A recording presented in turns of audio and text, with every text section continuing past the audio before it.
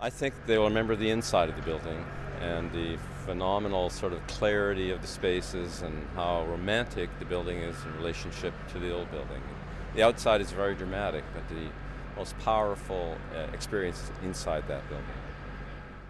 Well, the highlight to me is learning a lot about construction. I find very interesting engineering, construction, the process of building, and then watching the different stages of the birth of this whole project and how it changes its personality and how every stage is very fulfilling. Even digging that hole was exciting over there for the crystal. So I think it's just the ability to be that close to such a unique and enormous undertaking, from engineering to aesthetics to everything else.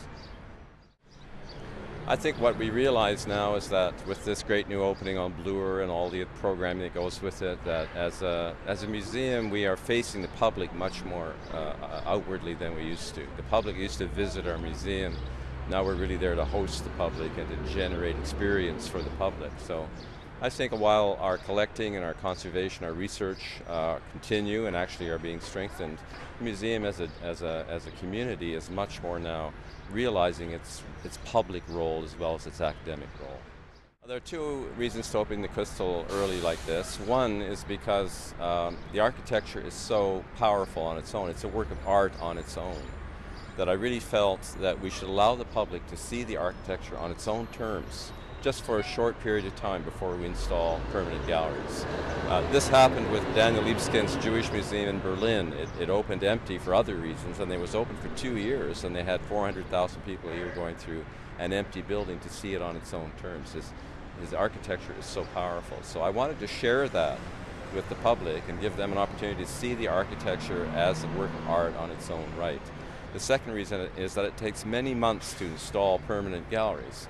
And meanwhile, our lobby is ready, our restaurants are ready, our retail is ready, all these other facilities, our temporary halls are ready. Why hold the whole building back just because we have to do the permanent galleries? So we want to give the building to the people as quickly as possible in all of its other ways, and then it'll only take us about 6 or 8 months to finally put the permanent galleries in.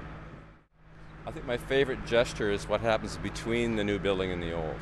And there are a number of these gestures. There's the Chen Court in the middle, which is the great atrium that separates the buildings. There are all the little bridges and areas that connect the crystal to the old building, where you find yourself suspended in space between the two buildings. So I think my very favorite thing is where the old building comes into the new in some of the galleries, or where we're in between them, and it's that kind of dialogue between the two that is really the most powerful single thing for me.